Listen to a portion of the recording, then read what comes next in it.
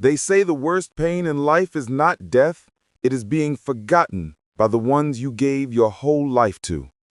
My name no longer matters, but once I was a father, a proud one. If you ever loved your parents, subscribe now, because what I am about to tell you might change how you see love, respect, and revenge.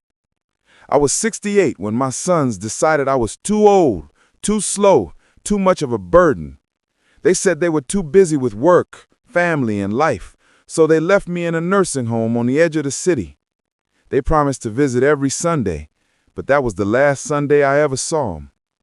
At first, I cried every night, not because I was alone, but because I remembered the nights I stayed awake when they were sick, the days I worked double shifts to buy them shoes, the meals I skipped so they could eat better.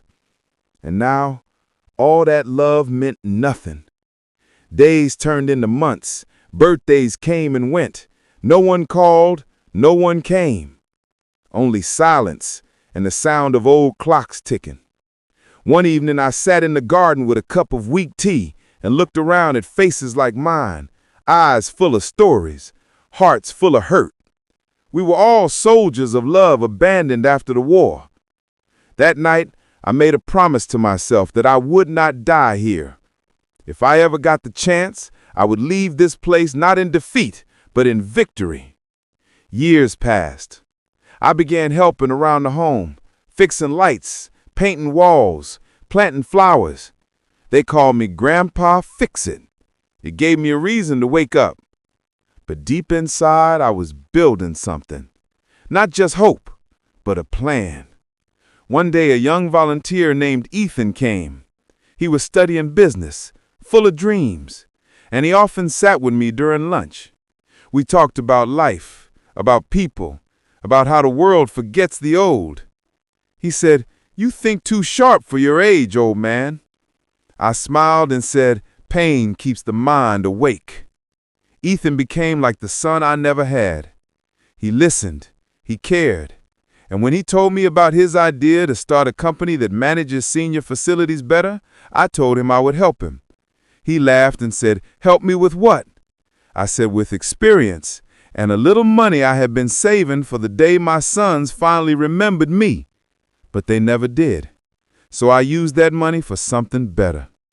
Over the years, Ethan and I built something small, a single private care center with kindness, dignity, and warmth. No patients, only people. We grew slowly, quietly, and when the time came to expand, we looked for facilities that were struggling. And guess which one was first on the list? Yes, the same nursing home where my sons left me. I walked in that day as a potential buyer. Same cracked walls, same smell of disinfectant. Some of the same faces were gone. Some had become photos on the wall. The manager did not recognize me. He said, "Sir, this place is too old. It's falling apart. You do not want this one." I smiled and said, "Oh, I do, because this place made me who I am." A few months later, the papers were signed. I became the owner of the nursing home that once felt like my prison. I did not fire anyone. I did not destroy anything. Instead, I rebuilt it from the inside out. New rooms, fresh beds, gardens, smiles. The staff started calling it the home of hope. Then one morning, I saw them, my sons, older now, but still with that same arrogance in their eyes. They had come looking for a job. Their company had gone bankrupt. They did not recognize me at first. I looked stronger now. But when I said, "Welcome to my home," their faces turned pale. They stood frozen. One of them whispered, "Dad, we didn't know." I smiled and said, "You did not care to know." They tried to explain, excuses, soft words to hide sharp guilt, but I did not need revenge through anger. My revenge was peace. My revenge was owning the place they thought would bury me.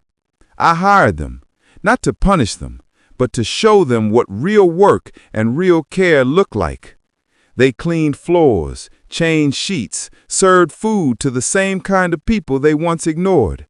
And every time they looked into an old man's eyes, they saw me. Months later, one of them came to me crying.